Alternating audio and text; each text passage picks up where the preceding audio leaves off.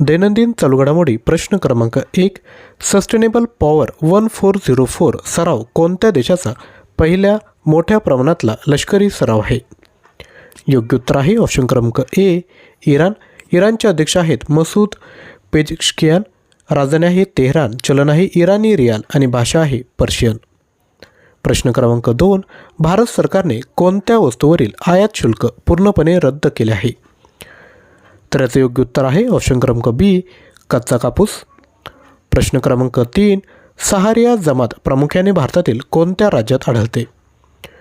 तर याचं योग्य उत्तर आहे ऑप्शन क्रमांक सी वरील दोन्ही, म्हणजे मध्य प्रदेश आणि राजस्थान या दोन राज्यात आढळते.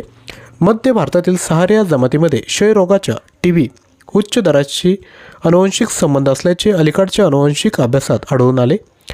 TB म्हणजे ट्युबरक्युलोसिस क्षयरोग हा दिन 24 मार्च रोजी साजरा केला जातो.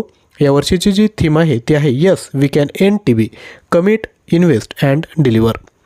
प्रश्न क्रमांक 4. दरवर्षी भारतात कोणत्या तारखेला राष्ट्रीय अंतराळ दिवस साजरा केला जातो?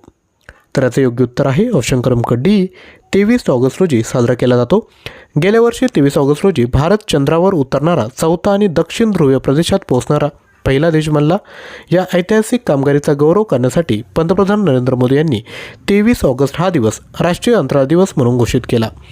आणि आपलं जी थीम आहे ती आहे leveraging space technology and application for विकसित भारत 2047.